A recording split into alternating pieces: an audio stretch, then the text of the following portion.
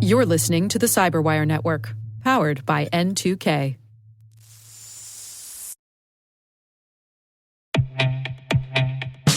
Around every entry point and every clever attacker, Vectra sees the attacks others can't. How? Vectra has AI on it. Vectra's AI attack signal intelligence tells security teams where to focus, what matters. It wades through thousands of individual threat events so you don't have to.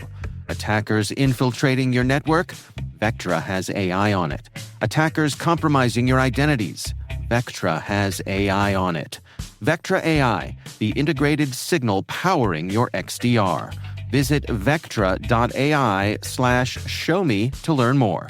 That's vectra.ai/showme to learn more.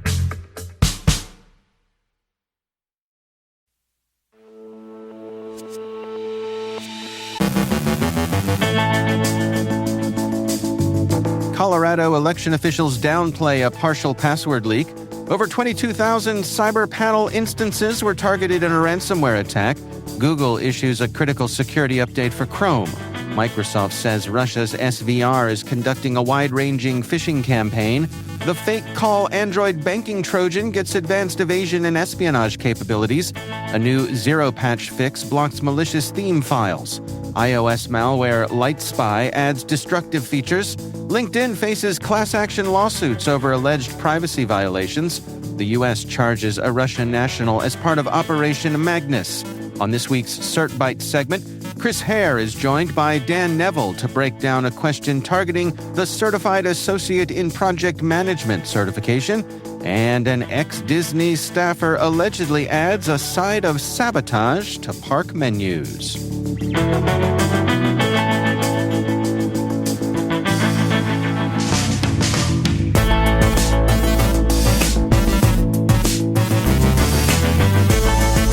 It's Wednesday, October 30th, 2024. I'm Dave Bittner, and this is your Cyberwire Intel Briefing.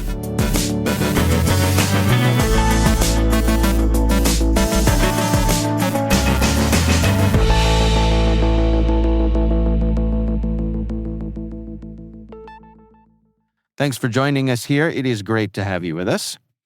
A partial password leak for Colorado election machines discovered on the state's website does not pose a threat to system security, according to the Colorado Secretary of State's office. The passwords, visible due to a spreadsheet tab error, have reportedly been accessible since August, but require physical access to be usable. Colorado's voting machines remain offline and secured in rooms with badge-restricted entry and 24/7 camera surveillance. Additionally, 2 separate passwords are required for each machine, held by different parties. The leak, highlighted by Colorado GOP official Hope Scheppelman, could fuel distrust or misinformation. However, cybersecurity expert Chris Krebs noted that robust security layers prevent any technical impact. CISA has been notified to monitor the situation. The breach echoes past election security concerns in Colorado, where former official Tina Peters was sentenced to 9 years in federal prison over a 2020 voting machine breach.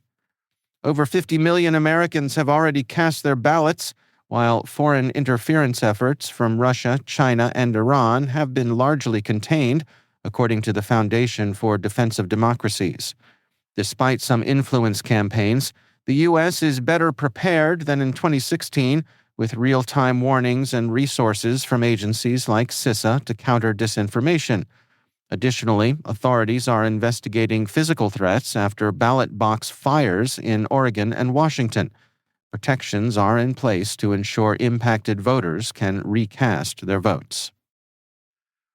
Over 22,000 cyber panel instances were targeted in a ransomware attack exploiting a critical vulnerability, allowing remote code execution with root access. CyberPanel is an open-source web hosting control panel designed for managing websites and servers. The flaw, disclosed by researcher Dreyand, involves 3 main issues: defective authentication, command injection, and security filter bypass, which together allow attackers to execute arbitrary commands on vulnerable servers. The PISO ransomware, which surfaced in June of this year, exploited these flaws, encrypting files on affected servers and leaving ransom notes. Leak 9, a threat intelligence service, reported that almost half of the vulnerable servers were in the U.S., but their numbers quickly dropped as attackers took them offline. Leak 9 has since released a decryptor for the ransomware, although users are urged to back up data before using it to avoid potential corruption. CyberPanel users are strongly advised to apply the latest security patch on GitHub immediately. Google has issued a critical security update for Chrome. The update addresses two serious issues: an out-of-bounds write vulnerability in the Dawn graphics system, potentially enabling remote code execution, and a use-after-free flaw in WebRTC that could cause system crashes or breaches. Users are advised to update Chrome immediately to mitigate the risks. Microsoft has reported that Russia's SVR intelligence agency, via the Midnight Blizzard, also known as APT29 or Cozy Bear Group, is conducting a wide-ranging phishing campaign targeting governments, NGOs, academia, and defense sectors.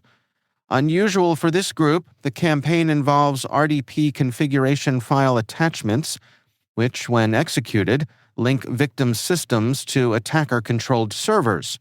This setup exposes local system resources like hard drives, peripherals, and even user credentials, enabling malware installation and continued remote access. The phishing emails, often in Ukrainian, impersonate Microsoft and other tech providers to appear legitimate. This marks a shift for Midnight Blizzard, which typically conducts more targeted, stealthy attacks. Microsoft, CertUA, and Amazon have been tracking the campaign since its October 22nd start, noting it may have been planned since August. Midnight Blizzard, responsible for previous breaches, including a major Microsoft system breach exposing U.S. government emails, often seeks sensitive data for Russian intelligence. The fake call Android banking Trojan, primarily targeting South Korea, has evolved with advanced evasion and espionage capabilities. Distributed via phishing to prompt users to download a malicious APK, fake call connects to a command and control server, allowing attackers to intercept calls and redirect users to fraudulent numbers posing as banks, where they request sensitive information. Recent research by Zimperium's Z-Labs reveals increased complexity, including encrypted code, Bluetooth and screen state monitoring, and accessibility services enabling remote control over the device's interface.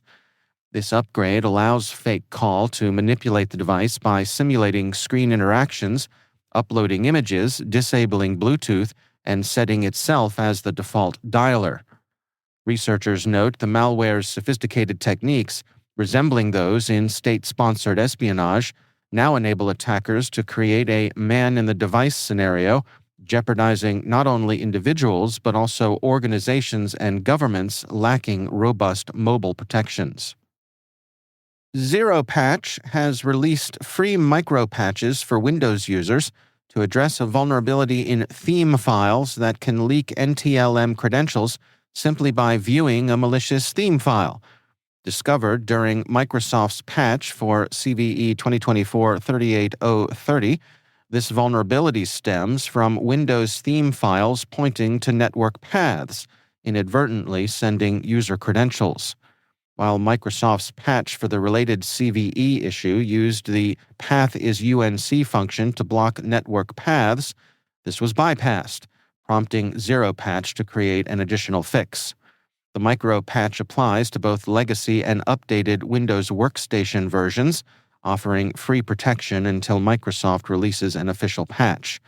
Notably, ZeroPatch does not support Windows Server, where theme files require active application to pose a threat. A recent iOS-targeted update to the LightSpy malware has expanded its plugin account from 12 to 28, adding destructive functions, according to Threat Fabric. Originally observed in 2020, LightSpy targeted Hong Kong iPhones exploiting iOS vulnerabilities to access location, call history, messages, and passwords. The malware has since appeared in Android and macOS versions and recently targeted South Asia, likely India. The latest iOS variant, which affects devices up to iOS 13.3, includes plugins for data theft, device freezing, browser history wiping, file deletion, and Wi-Fi profile removal. The non-persistent jailbreak used by attackers allows reboots to clear the malware, though reinfection remains a risk. Evidence suggests a Chinese state-sponsored group may be behind LightSpy. LinkedIn faces multiple class action lawsuits in California, alleging privacy violations over its use of web tracking tools on medical websites. The lawsuits claim LinkedIn's Insight tag tracked users' interactions on healthcare platforms, including sensitive data on medical bookings without consent.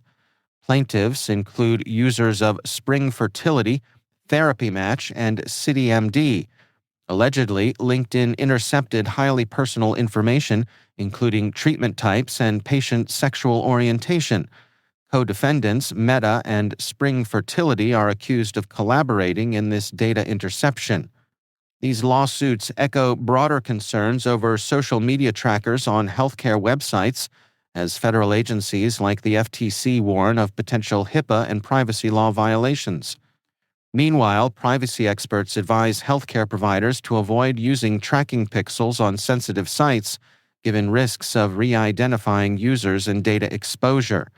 Recently, LinkedIn also faced a €310 million GDPR fine in Ireland over similar privacy issues involving data tracking. The U.S. has charged Russian national Maxim Rudomitov with creating and managing the Redline InfoStealer malware, used in millions of infections worldwide. Part of Operation Magnus, an international effort led by Dutch police, the case details years of FBI investigations that connected Rudomitov's online aliases and activities across IP addresses, emails, social media, and gaming profiles. The malware, sold as a malware as a service, collects sensitive data like credentials and financial information from infected devices. The FBI traced Rudomitov through logs from Redline's licensing server, showing financial and IP links to his Yandex email, iCloud, and Binance accounts. Though he faces up to 35 years in prison, Rudomitov remains at large in Russia, limiting immediate enforcement possibilities.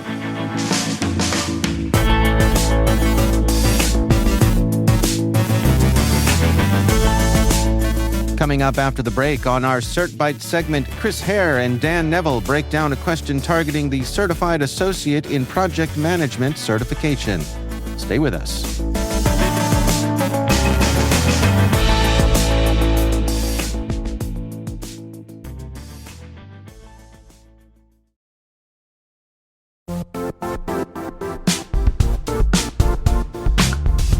Quick question. Do your end users always work on company-owned devices and IT-approved apps? If the answer is no, then my next question is, how do you keep company data safe on all those unmanaged apps and devices? 1Password has an answer to this question: Extended Access Management.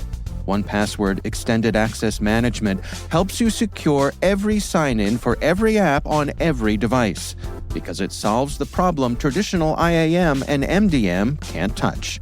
Check it out at 1password.com/XAM. That's 1password.com/XAM.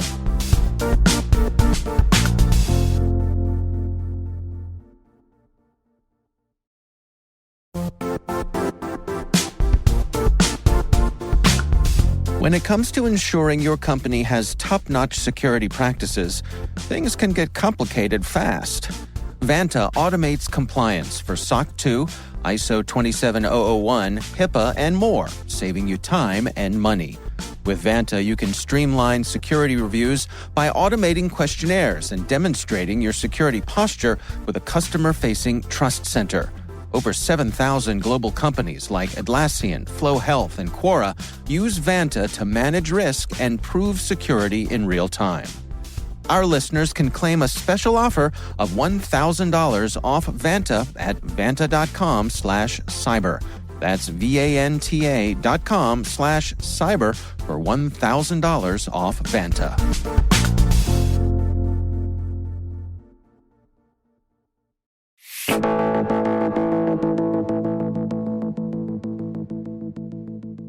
On our latest CertByte segment, Chris Hare, a content developer and project management specialist here at N2K, is joined by Dan Neville to break down a question targeting the Certified Associate in Project Management certification.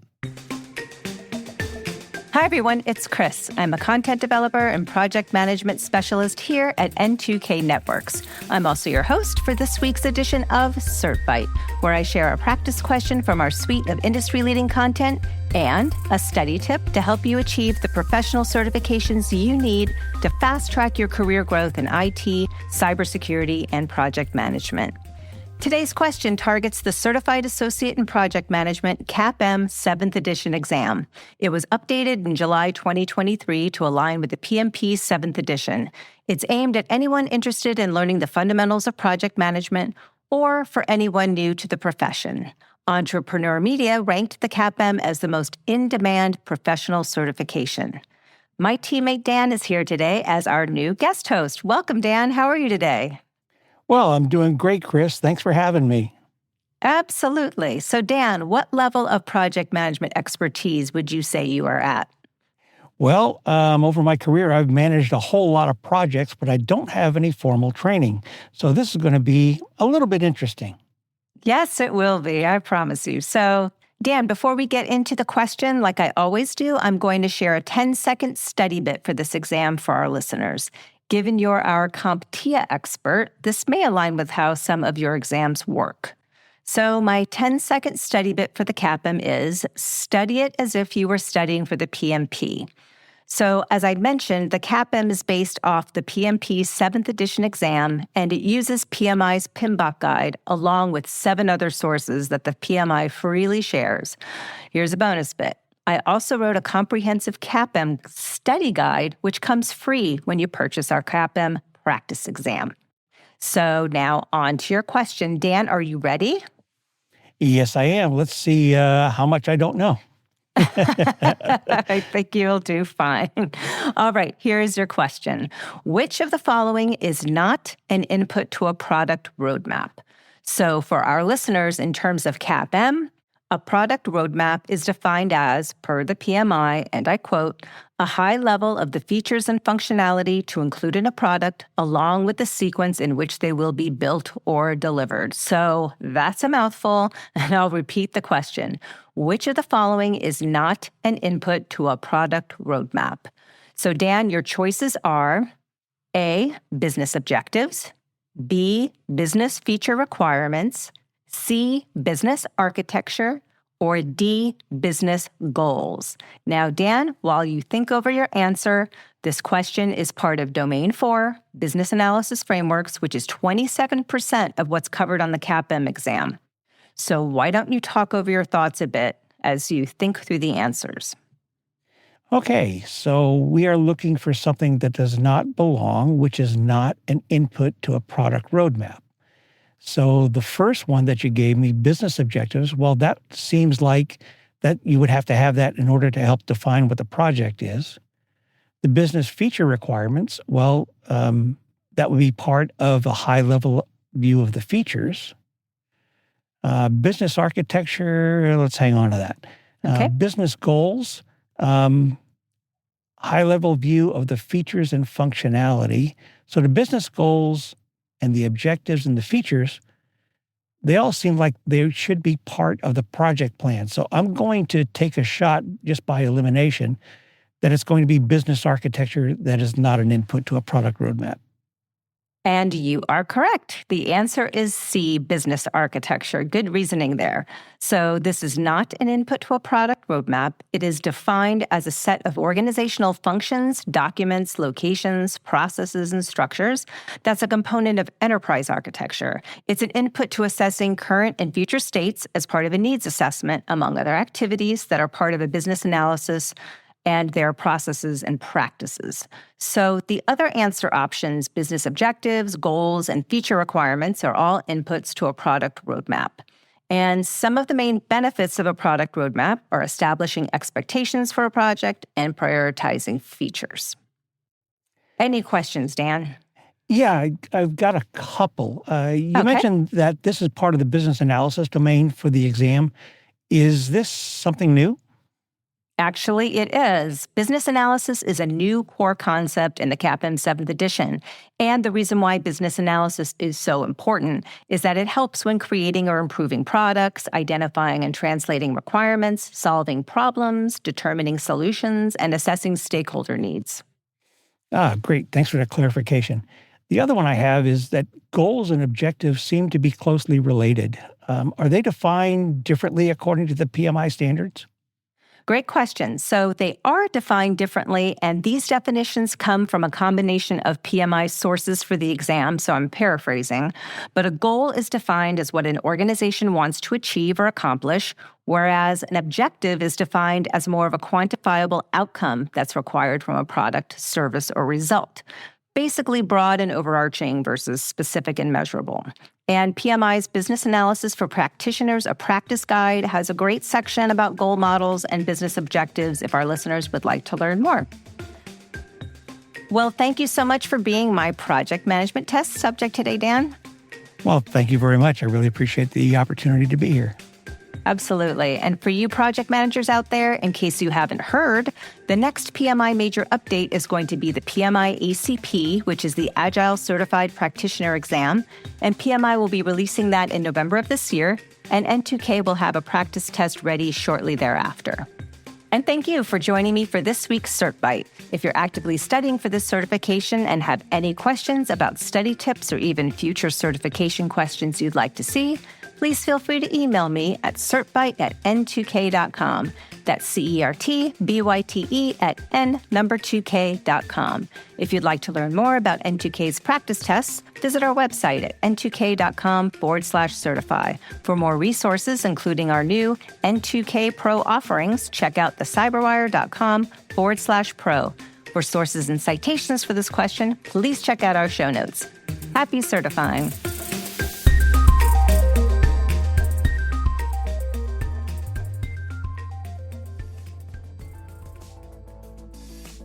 And a reminder, if you're studying for a certification exam, check out N2K's full exam prep library of certification practice tests, practice labs, and training courses by visiting our website at n2k.com/certify.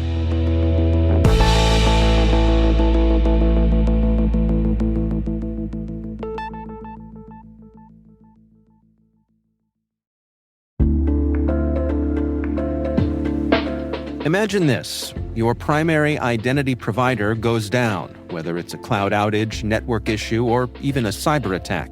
Suddenly, your business grinds to a halt. But what if it didn't have to? Meet Identity Continuity from Strata, the game-changing solution that keeps your business running smoothly no matter what.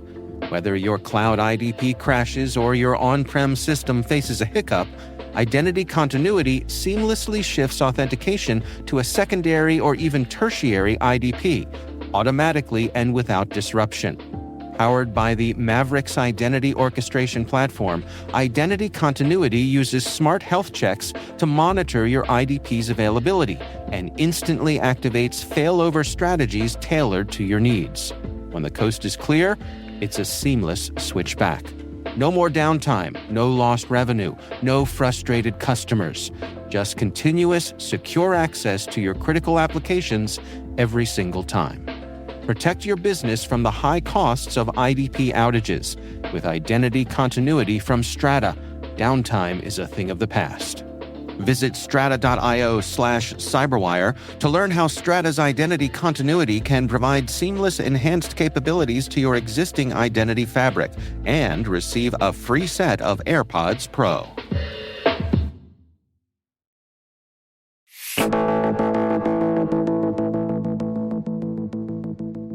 And finally, in a tale of digital mischief gone too far, a former Disney worker, Michael Schur, allegedly hacked into Disney's proprietary menu software after being let go. According to a federal complaint, Schur allegedly used old login credentials to access the menu system, sneaking in changes that included turning fonts to wingdings, slipping profanity onto menus, and, most dangerously, mislabeling peanut allergenic foods as safe. Thankfully, Disney caught the altered menus before they reached customers. But Schur didn't stop there. He reportedly hijacked QR codes on outdoor menus to redirect to boycott websites, locked employees out of their accounts with endless login attempts, and even showed up at one ex-colleague's home. The DOJ and Disney remain mum on the specifics, but Schur's alleged antics are a reminder that grudges and digital footprints can lead to more than a slap on the wrist.